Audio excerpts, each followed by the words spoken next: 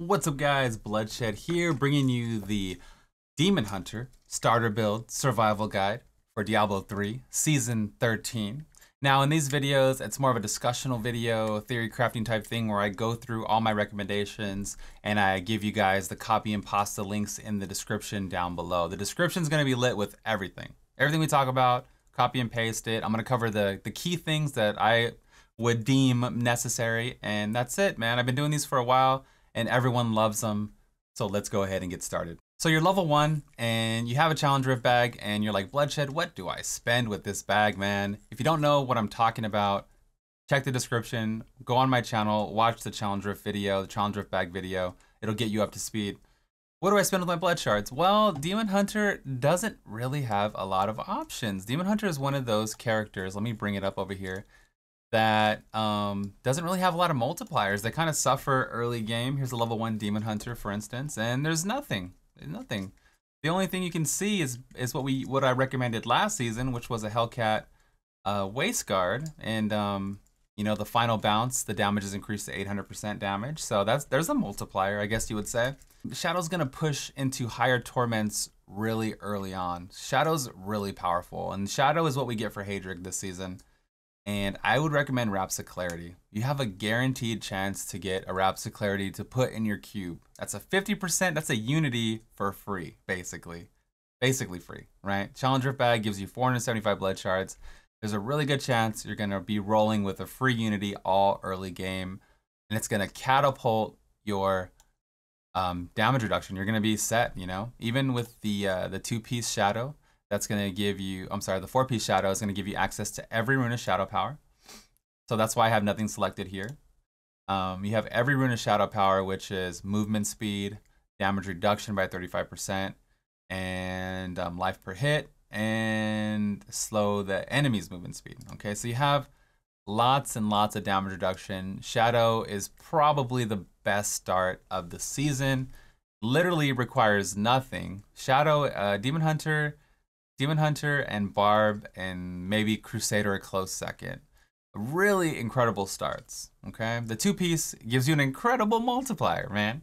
While equipped with a melee weapon, your damage is increased by 1200%. So I decided to go with the mace since all your skills are based off of weapon damage and we don't have the resource to support like daggers or anything like that.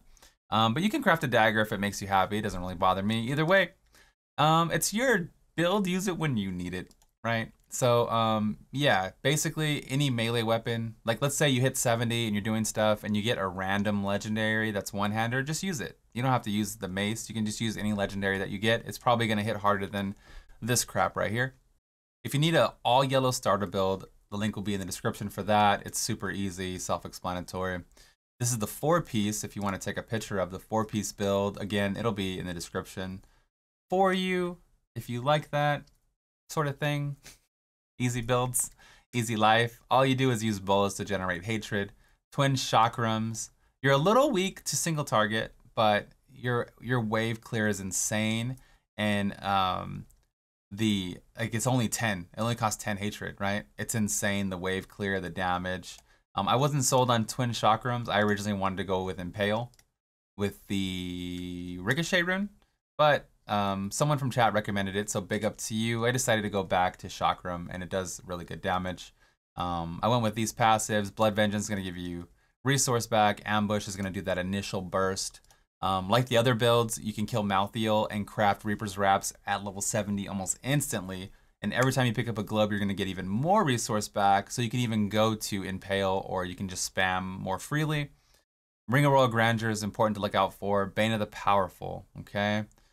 Every single season when you do a Greater Rift, even a level 1 Greater Rift, you're going to get a guaranteed Bane of the Powerful, and you'll have that instant damage reduction, damage power, all the stuff. You get a Bane of the Powerful every single season. So it's important to just do that, get it, now you have a 20% damage buff.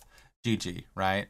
All the testing we did was with no legendary gems, all baseline marquee gems, nothing in the cube, no paragon, all live on stream, all my testing, very transparent, okay? I'll stop. All right, Bloodshed, I'm level 70. Now what? Now what do I do, okay? I'm level 70, I got a Wart's leg and a dream. Like, what do I do from here? Well, you want to craft a yellow dagger and you want to upgrade it and hope you get a Carlisle point. Okay, and that's going to synergize beautifully with the set. The 6-piece set, Impale does an additional 50,000% weapon damage to the first enemy hit. So you want to craft a dagger and try to land the Impale weapon, which is Carlisle's point. Okay, we're going to have to switch at that point. You can't use any weapon you want. It's only a dagger and it's only Impale, right? So you got to switch to Impale. You got to drop your Chakram. Your Chakram dream is now over. The good thing is there's a 50-50 chance for you to get the dagger. There's only the Carlisle's point and the Greenstone fan. So just make sure you farm DBs and just keep rolling daggers. That's your #1 priority above anything, is to keep farming DBs and keep upgrading until you get your Carlisles. Okay, once you get your Carlisles, and along the way, if you get capped out on blood shards, there's some important things that you can do with your blood shards, like a holy point shot would be probably the best thing to get.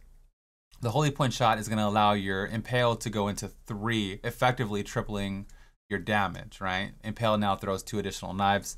They do roll with elemental damage, so hopefully you get a lightning or a cold one. Those are the 2 best elements to look out for.